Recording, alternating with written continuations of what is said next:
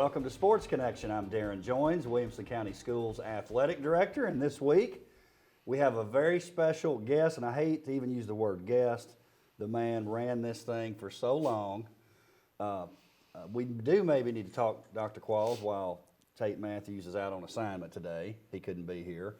But maybe we need to talk about, one of my heroes in life, Mr. Cardwell, that said, if you got that big rock, you know how you throw it you throw it in the lake and it makes a ripple. No, it makes a big splash. Big splash, but the ripple is the effect that people forget, right? And I'm way past the ripples, my friend, way past. So thank you for inviting me. I know that the crew here, Mr. Producer, loves your intro. It's a little bit more subdued and not as much WWE wrestling loud where it spikes the microphones, but glad to be here. Love to see the crew. Love the time that we spent over those 5 years with those guys, and I'm just happy to be here. Well, tell us what's going on in your new role, CT Director, and we've talked about this a little bit on game days and some different times, but this is a great opportunity to talk about what you got going on in CTE as it relates to sports, more specifically, the Tennessee Titans. Yeah, we've had some really neat opportunities this year in the CTE world at the Entrepreneurship Innovation Center. With you in combination on the Outside the Lines project, which is a work-based learning program for a couple of our kids that we have, centered around jobs, around athletics. But specifically, the Tennessee Titans came in at the first of the year, wanted to kind of use the EIC students as a think tank. They were trying to solve the conundrum that is, where is our generational fan base? Kids at the high school and down level are not going to the Tennessee Titans football games. And I told them, be careful what you ask for, because these kids have no reason to lie. So when they asked and posed that question, you'll love this, the answer was, it's not as good as a Friday night in Wilco football. So think about that for a moment. And that was kind of the reaction of those guys of like, really? I'm like, man, you don't understand. When you sell six figures in public education high school tickets, think about that annually. That's a pretty hard number to come by. Everybody goes. It's organized. Whether you're interested in football or not, they're there. It's a social event. It's fun. And it's like, if you can duplicate that at a Titans game. For us that grew up, Houston came to Tennessee, we'll always be fans. But for this younger generation, you've got to kind of reinvent the wheel, if you will. So it started off as that. It started off as that. And then it went from, we love this idea. Let's put some more meat on that bone, if you will. And then it turned into a 6-month process. They gave the opportunity of taking the Jacksonville Jaguars game and making it WCS's. And the kids came up with the marketing plan, came up with the events around it, and the rest is history. They sold the game out. They got NFL approval to have the first ever NFL student section. They built it. It was really phenomenal. It really was. And, the thing I loved about it, more than the obvious, getting to be involved in the game like they were, but I love that, which I think will be around forever with the NFL now, which is the NFL's largest student section, which is what it was promoted as. Other teams are going to do this. There's just no question.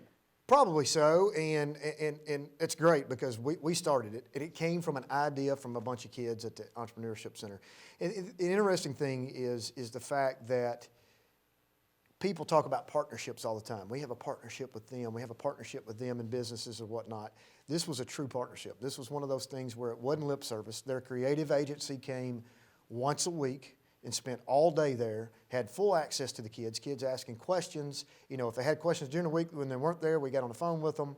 It was really, really phenomenal that they take those real world experiences that they can go to their business, they can go to resumes. When they go to college, they can say they work with the Titans. Now they have not does it say we worked with the Titans, we can show you how we worked with the Titans, and it helped bolster the resumes and experiences. So it was really, really a reciprocal partnership.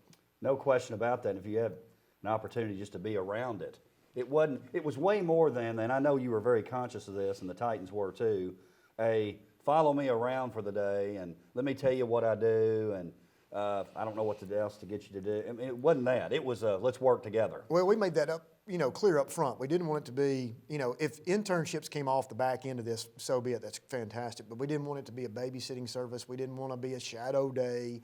It wanted to be a hands-on. these people are extensions of your creative agency. Use these kids, use their resources. And it went from, and I'll give this quick story and I'll get off of it, but one particular student, Will Coram from Brentwood, went from an idea to the next time they came in, literally 7 days later, to a 3-slide slide deck presentation to them that he said, I want to meet with them on the side. And he had a full plan of how to increase the TikTok engagement, because he, in his words, the TikTok for the Titans was not very good. And they were like, you know, who talks to us this way, right? That's what they wanted. So he showed them where they were according to the NFL markets, and then he showed the Indianapolis Colts as an example of similar demographics and how they can improve the engagement rate.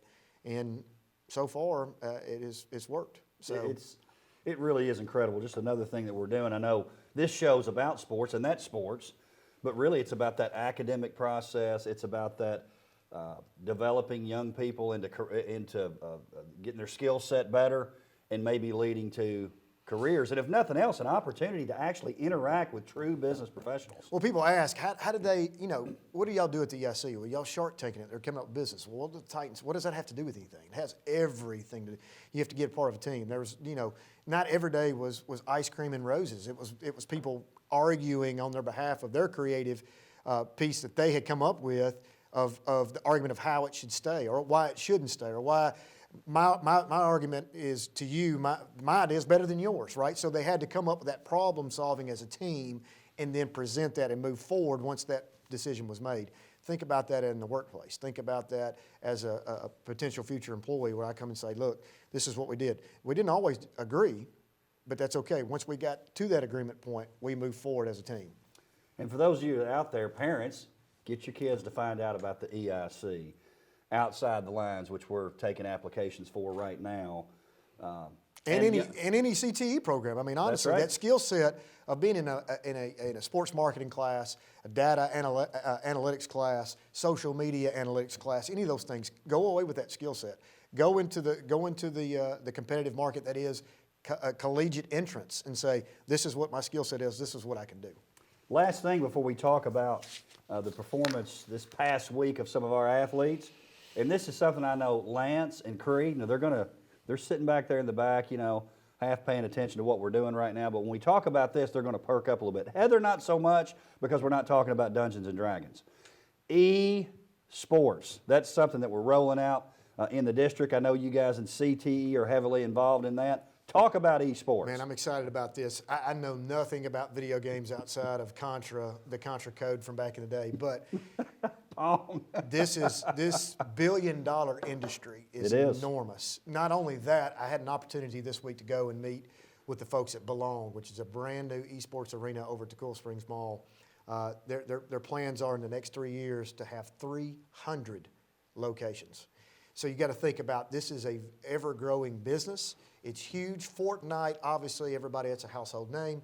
But it's more than that, right? We're looking at the academic processes that go around esports, how to build a game, what the thought processes and problem solving that goes into a game. What about the strategies and teamwork that's involved in the actual playing of the game? There are so many aspects of this that I did not know prior. But right now, we're sitting on roughly 1,500 to 1,600 potential esports athletes out of Williamson County. I want to be able to say, coming out of the box in August, that we're the first full system in Tennessee that has an encompassing league of 10 schools. This spring, we're going to start in March with 2 schools, Franklin and Summit. We're going to come out of the box on a soft launch on that. It's going to be fun. It's exciting. Not necessarily people automatically think we're doing the shoot-'em-up games. That's not the case. We're going to play League of Legends. Don't have any idea what that is, but it's not a shoot-'em game.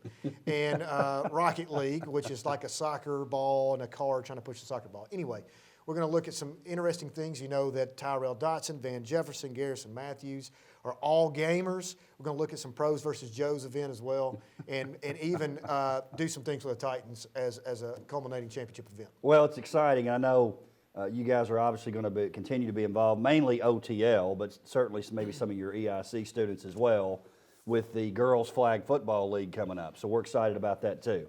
All right, Dr. Qualls, let's talk a little bit about some results this past week. Let's start with bowling.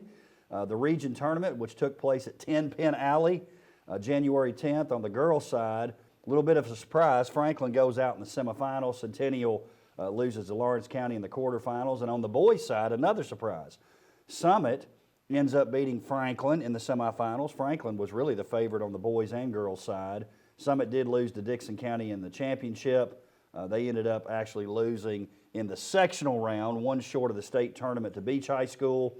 You fast forward to the state tournament. For the first time this year, Dr. Qualls, the way it was set up, it wasn't based on your averages during the year. We had a true individual region tournament and then a state tournament. They had 54 bowlers there on the boys and girls side. It got reduced to 6 players. Out of 54, you had to be in the top 6 to advance to the semifinals. Unfortunately, we did not have anybody in that top 6. Maddie Yates of Franklin was the top finisher, 5 spots out of advancing to the semifinals. On the boys' side, Brandon Didier, he finished 7th, 1 place out of advancing. He was 25 pins short, and that's after bowling 6 games, so that's not very many pins. Another thing I wanted to mention to you, and I know you're proud of this too, because you love sports here. We also have just started middle school bowling. We're one of the few districts that has an organized middle school bowling league through the school system. We have 10 teams a part of that right now this year. This is a sport, in your time here, just like the others, we continue to get better and better and better. Yeah, anytime you can get out at that middle school level and get that feeder program going, it's great. But on top of that, if I'm not mistaken, is there a state championship for the bowling side? Not in middle school. Okay, not yet in middle school. It will come. So when that day comes, obviously we'll be in the WCS league, the WMAA league of old. That championship trophy is very coveted, right? And it will continue to be so for bowling. But as those championships grow, that gives you another opportunity to bring that hardware home for WCS and a feeder program. Well, and talk about this now that we're talking about middle school. Basketball is one of those sports. There's a state championship. You have a son that plays on one of the teams locally, Thompson Station, and I do think it's something that they talk about as players. They know that it's coming up, especially in that program, because their head coach talks about it. But the WMAA, again, great championship, something they'll always be proud of. But when you start getting to state championships, like our cross-country teams did, that'll be the thing you end up talking about. Well, of course. I mean, you start looking at the WMAA, and you go around to all of our gyms, and you see the banners hanging up. And it's been a phenomenal league for us for however many years. It predates me. Jack Daniels Day set that up. And kudos to Jack, because it wasn't necessarily an easy thing to do to set up a league that's comprehensive like that. But this carries a different weight. This has a different feel. You put up a WMAA banner, that's fantastic, but you put up the state championship trophy banner, that's a whole different weight class. And yes, it is being talked about at Thompson Station. The parents are very aware of it. There's some high expectations out of the Thompson Station Middle School basketball program, as well as other programs across. Sunset is a fantastic team as well up north in that big, small league. So it's interesting that have an opportunity to bring not one, but 2 home to WCS in that middle school conference would be pretty awesome. Speaking of a sport we've really grown in, and here's a sport that during your time as athletic director, you were in this spot for 5 years. Independence and Coach Grindstaff, they were kind of the program that embraced wrestling. Well, what ends up happening, which is probably a little bit of sour grapes for them, this past week, we had our first girls wrestling region duels championship. That was Ravenwood High School. They defeat Independence 39-30 in the region championship. Kaylin Thomas defeated state runner-up from last year, Bailey Peterson of Independence, 7-6. And then Cammie Lobliner had a pin at 145 to secure the win. Other team members that I do want to mention, Grace Butner, Rachel Martell, Amelia Martell. Congratulations to Geston Gordon, who's the head girls coach, also Brody Failer, the head boys coach there. But it's exciting. Anytime you can get a first, and it's like any other sport, I say this all the time. No matter what the sport is, especially when we get into it. And again, we embraced girls wrestling a few years ago. We haven't had quite the results, but we're coming. Here we come. Well, congratulations to Ravenwood first and foremost, but I know Coach Grindstaff, it's killing him because he really did pioneer the girls' side. He advocated for it many years ago, had a large team. Summit followed suit with him as well, and they've done a great job. Had a lot of Wilco representatives, obviously from Independence and Summit zones in the past. Looks like it's branching out to Ravenwood now, and it's getting a lot of traction, so congratulations to Ravenwood. District duels this past week. Franklin on the boys' side with a 36-33 win against Brentwood. Caleb J. clinched the match for Franklin with a 9-2 decision. Now, what Coach Tomlinson's got going over there at Franklin, think about this. This is the first time they had defeated Brentwood in a duel since 2013. That's 9 years ago. Big win for Franklin. Huge. You start looking at the state championships, right? Unfortunately, it eluded the state championship for us as when I was in your role. Fairview changed that for us. But a Fairview homer. The job he's done out there is phenomenal. But if I'm not mistaken, you may have to check the record books. The only one that we've got as same thread as boys basketball is at Franklin. That's correct. And it just, for some reason, that championship has gone through Cleveland, and that East Tennessee region is really, really strong. But I feel like we've inched closer every single year. We've gotten closer and closer. Maybe this is the chance. And Summit last year in the duels finishes third. That's another program that's on the rise. A couple other scores from this past week on the boys' side. Nolensville with a 51-27 win over Independence. Ravenwood over Centennial 44-30. Fairview 62-12 over Cheatham County. Page with a couple of wins over Lawrence County and Spring Hill. Also want to mention a couple of great individual tournaments that took place. GP West tournament at Brentwood. Former head coach at Brentwood. GP West, they had 6 of the top 10s, our top 10 teams in Tennessee. And then at Franklin High School, the Franklin Admirals Invitational. Again, lots of local flavor to that one, Quick trivia question. What do they give the winners of the GP West tournament? Cowboy hat. That's correct. Damon Smith, Mr. Oklahoma himself, Mr. Cowboy Boots himself. You know, something about wrestling, I don't know if you ever, I'm sure you did notice this. And I'd love to talk to him how this came about. In the finals, you know, they dress pretty casually, the coaches do, when they have these matches. I mean, they wear the WCS Adidas polos. But then at some point at the state tournament, I think it's that final day, they wear suits. That's right. That is right. Did you, when you first saw that, were you like? I remember first time I saw Bubba Derrick in a suit, I was like, what is going on here at the Ag Pavilion, right, of all places? But, yeah, they turn it up a notch for that state championship. They do, and Damon Smith, Coach Smith, he'll have his cowboy boots on with his suit. You know, it's funny you talking about Coach Derrick. Last year I was at Chattanooga, and I saw him, and I came up from behind him. The coaches were talking. I said, I guarantee you borrowed that suit. It was great. No, he's a lot of fun. And again, wrestling's another sport, and I think it really boils down to this. I think our wrestling's really improving as much as anything. When you take a look at the head coaches, they're guys who've been there a while. You can't establish a great program when you're switching coaches every 2 or 3 years. And you also look at that feeder program, not only from the middle school, but you look in the weeds down there with kids that are my youngest son's age, that elementary school age. That's where that starts, and they start rolling around on the mat, figuring out things. Middle school, they pick it up a little bit. By the time they get to high school, it's a well-oiled machine. And those, you look at the feeder programs, it will also follow the success patterns of what's happening. Well, you take a look at Andrew Hedges, who's out at Spring Station. They fill or the zone for Summit High School. Summit's doing really well. Andrew does a great job at the middle school level. He's a big-time official at the high school level. This is a guy who's a player in wrestling across the state in high school, and he's your feeder coach. Right. So, obviously, they're doing well. Let's talk a little hoops. Dr. Qualls, we'll start girls basketball. Brentwood Franklin. Franklin leads this game 39-35 heading into the fourth quarter. Brentwood, too much Sydney Ryan. Sydney ends up with 28.7 rebounds. Brentwood wins a district matchup 49-46. On the Franklin side, much improved team there with Coach Johnson. Tate and I talk about that all the time. Amy Elliott, only a sophomore, led them in scoring with 21 points. After that game, Brentwood's 2-0 in the league. Franklin 1-1. I still say, and look, I know that Brentwood, Ravenwood, Battle of the Woods, Franklin Centennial, Battle of Franklin. To me, that's the traditional granddaddy of them all. It really is. It really is. Franklin. You go back and you look at the history of those games.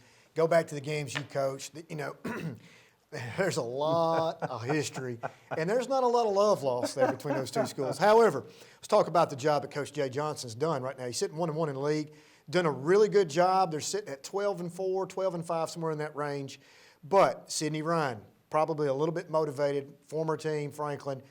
But let's face it, Sydney Ryan's a good player, good athlete. Obviously can go east to west and north to south, 28.7 rebounds, just too much to overcome. First one to 40 usually wins that game. Hey, let's talk about Page.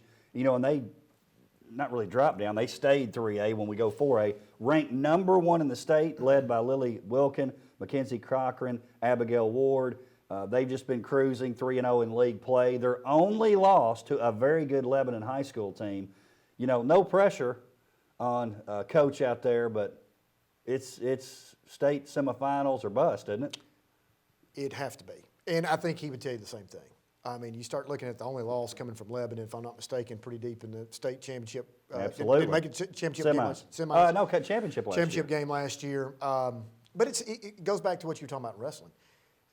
Feeder program. Page Middle School girls have been dominant all the way through. This group right here, I can remember as they came through as sixth graders, there was no questions asked that this team was going to be special. And here they are, the fruits of that labor. And I think it's all the way or bust, really. I mean, it has to be, because this has been leading up for 5 or 6 years now.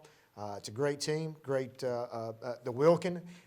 I know all the opposing coaches are like, when are the Wilkins graduating? This is the youngest. Finally, we'll get her out, right? Ravenwood, 52-35 winners over Independence. Reagan Grimes, 15 points. Elizabeth Flynn, 12 points, 14 boards. Ravenwood, 3-0 in the league. That's been kind of quiet. Indy, 0-3. Summit, 39-38 winner over Columbia Central. 3 players with 9 points, Bergen Ali, Nicole Rosani, Quinn Johnston. Summit's just getting healthy. They've had a lot of injuries to start the year off. But here's the thing. They're 2-0 in league play, and I keep saying this. I think in 4A, Summit's the team that's going to the state tournament. Well, it's an opportunity with this 4-class system now to really spread the wealth. I'm going to go back real quick just a second. Independence 0-3. That does not show the growth and the improvement that's happened out there. Coach Tony Hill, I think before the end of the year, they're going to be in the middle of the pack, and you're not going to want to get that first-round matchup potentially with that team. They're young as well. Ali, younger sister at Thompson Station, is a flat baller. Older Ali, baller too. You're right, Coach Wild and his team, you better look out for them. Nolensville with a 50-46 win. It was a non-district win over Centennial. It avenged an earlier loss, 63-48. For Nolensville, Elena Washington, 19 points, 8 rebounds, 3 steals. Emily Hunter, 8 points, 12 boards. Centennial, Sheraton Foster, 17 points. Tyra Petway, 12. Coach Ladd's team's getting better. And here's another guy. You talk about Tony Hill. We talk about him on the show all the time. Coach Bruce Hamilton at Centennial is the real deal. I mean, you're talking about a team that could not score 15 points in a game 2 years ago, 3 years ago. Improvement, it's coming. It's not going to happen overnight. It takes a little bit of time, but you're right. His system, once it gets in place, postseason, another dangerous team. Could go all the way as far as in the tournament, local tournament, district tournament. You're talking about if they can get the press going, if they get athletes going, things happening, cause a little bit of chaos. You don't want to have to come in on a flat night against Centennial. Now, I may mess this up a little bit, but Coach Kreisky told me something like this when they were playing Franklin last week. Another great game that Franklin ends up winning in overtime over Centennial. Something to the effect that the seniors had won like 2 games at home. That's about right. Their first 3 years, and they've obviously got more than that already this year. It's incredible, the improvement. You got to think about there was many nights they did not score 20 points. Many nights. And you feel bad for them. You got to hang in there. That's the ebb and flow that is public ed.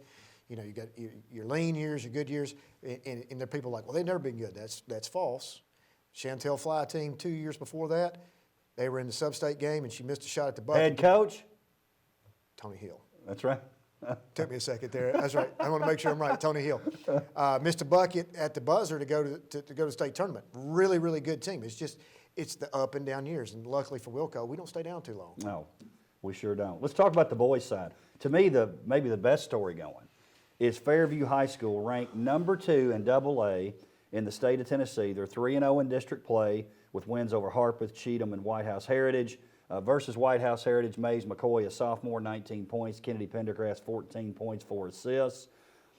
And here's the thing about Fairview, if you want to know if they're the real deal. If you're talking about our larger schools, best 2 teams, in my opinion, Ravenwood, Indy. Fairview has a win over Indy. Sure do. Coach McCoy, let's talk about that for just a moment. Got his 100th win the other night. I love the fact, Mr. Producer, I need Tate Stick is the old boat captain. I need a flag. Coach McCoy gets that WCS flags and He waves does. it loud and proud. I love the fact that he does that. Don't sleep on the Yellow Jackets. That's going to be a huge quality win over Indy for them. I don't think a lot of people saw that coming. They're out there and they're like, that 2A level, 3A level, that's not the same basketball. Well, he proved them wrong. He's done a phenomenal job. He's got a great team, great chemistry. Mays McCoy obviously is a great player. Pendergrass is a great player, consistent every night. You know, and the thing about Fairview, too, with the way they've reclassified and geographically set up the districts and regions, they don't go through East Nashville anymore. Now, they go through West Tennessee. I mean, there's some good playing there, but There's a lot of good playing. it's not East Nashville. Their path is a little bit better than it was before. It is. It is. You still got. I mean, regardless, and he'll tell you the same thing. They don't want to walk in. Earn your way in, right? I mean, 4 or 5 years ago, they had a chance in a sub-state game at East Nashville. They'd already beaten Stratford. That's right, and get into overtime. Darius James led team. Great run for that group, and they just come up a little bit short. I think this group might have the makeup to get there, man. It's going to be interesting to see Fairview getting into the boys' state championship opportunity and state tournament. That would be pretty awesome. Well, and you know this because you've really with Fairview, when you talked about sports, it was football. That's all we got. We do well in football, and that's it. Well, we got a wrestling state title. We've got boys basketball ranked second in the state. Girls basketball had one of their best years ever last year, or at least in a long time. Fairview High School is on the move. It is on the move. It's going to continue to grow. It's going to get bigger and bigger.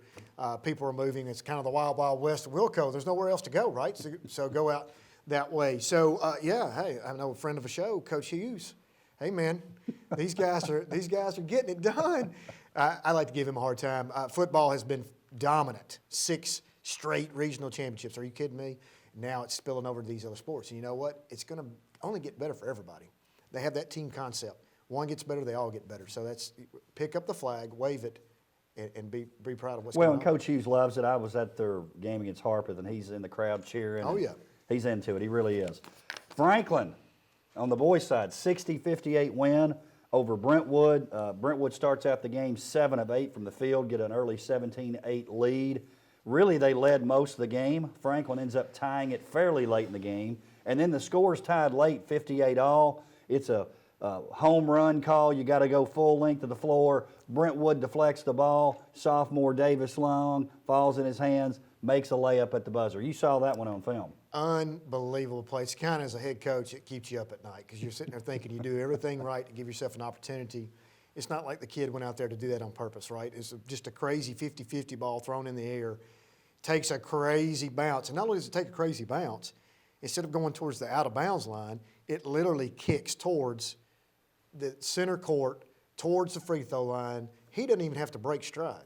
It was just a crazy bounce. He just catches it, layup, game over. So it's one of those you could play 100 times and think there's nothing you could have done any different. It just happened to take a crazy bounce. Bounce of the ball, so to speak. Yep. Also, Franklin had a 69-61 win at Centennial last week. It's that game. It's the second year we've done it. The Natchez alumni game. They wear the throwback uniforms really cool. to 1967.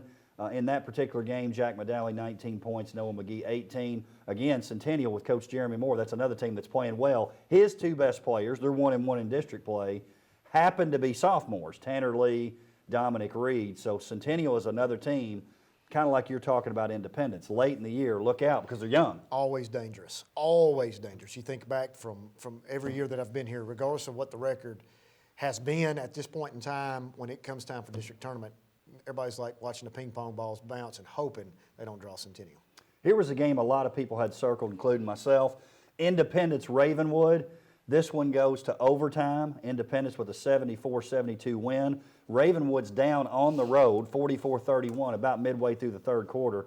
And here comes the three-point shooting. Jake Mulder ends up hitting a big 3 to send it to overtime, and you felt like, okay, Ravenwood finally tied the game. They're going to push this thing out and end up winning the game. But it remained back and forth in overtime. Matthew Witt with a big bucket to take the lead, 74-72, 15 seconds to go. Unfortunately for Ravenwood, they get fouled with like 0.2 seconds left. Young man goes to the line, misses the first, tries to miss the second one on purpose, didn't work out. But kind of a heartbreaking loss for Ravenwood. Independence now 3-0 in the district. Ravenwood 1-2. Columbia Central is actually undefeated as well. Looking forward to that game with Independence. If you had no prior knowledge to this game between Indy and Ravenwood, and I told you that Jet Montgomery was held to 20 with only 1-3, you would have thought what? Probably a loss. Exactly. People sleep on the fact that Jet Montgomery's a scorer. They think about the three-point shooting that happens. He can absolutely shoot it, but he's got something from the waist up, little shimmy here, puts him on skates, can still score 20. Did a great job of holding him to 1-3, but obviously he can get to the free throw line. He's a great free throw shooter. 20 points, led the scores, but 1-3, and they still win. You know, he was not patient in that game, too. That's a game that I actually went out to watch. And listen, he's a sophomore. He was being guarded by Lee Millette. That dude can guard somebody. I mean, you're talking about a high major Division I football athlete. No question. Great game. This last one, and I know you're proud of this, you got some history with Coach Jared Street. They played a very tough schedule, Page did. They're now in 3A. You look up, man, they've lost a lot of games, but he played a great schedule. I don't know if he set up the schedule, but they're smart. Set up this great schedule, and now, when it matters, they are 3-0 in league play. Great games from Pierce Brule, 16 points, Ryan Lane, 15 in that 54-52 win over Lincoln County. I talked to a lot of guys out in the rural sectors about just coaches across the district, across the mid-state rather. And they're talking about how you set up schedules and what we should do. And they're worried about going 27-2 and then getting into the tournament and playing tougher competition and not ready. That's the recipe right there. Play the Brentwoods, play the Independences, play these tough teams, get your guys battle tested, keep them mentally sharp, and then when you get in these games right here, there's no big deal. It's not too big for them, right? So they're battle tested. Well, and something else, you think about this. Coach Street is first year. It takes a while to get your plan into place. And the other thing that people forget about, he's got several big-time contributors that played in the state championship football game. So he got guys late, too. They are not even close to peaking yet.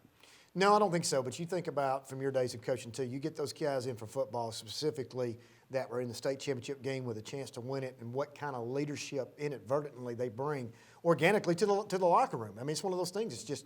It's nice. They may not be the best players in the world, but you want those kind of winners around your team to build that team around. Well, and what I always liked about it, it changed practice. The physicality became a little bit different. The depth in practice was different. It can only help when you have guys that go out and compete in football and other sports and compete at a high level. And competition-wise, you're already sort of peaking, so to speak. Maybe not basketball skill-wise, but they'll get it. Come February, those football players will be ready to go too. Coach Street, keep going, buddy. I don't know if anybody's watching it this late. They probably tuned us out after the CTE Esports Talk. But Coach Tree, keep going, buddy. Hey, Dr. Qualls, appreciate you being here, stepping up. You were glad to do it, and I'm so thankful that you did. We're proud of you, what you're doing in CTE. We're excited about outside the lines, that work with the Titans, esports, and then everything else you're doing. Hey, you got a $200,000 robot dog walking around at Franklin High School, too. That could be another show. It's pretty neat. It's pretty neat. Boston Dynamics Spot Dog. It's we're the first public high school in the country to get one. And we got a pretty big truck coming, too, right? Well, I don't want to say that we do. I mean, it's been coming for 2 years. We'll see. Hopefully, yes. If not, maybe looking for employment somewhere. That's right. That's right. I'll be looking for jobs on LinkedIn, I guess. Thanks for being here. Thank you. I appreciate it. Thank you for joining us for Sports Connection. We'll see you next time.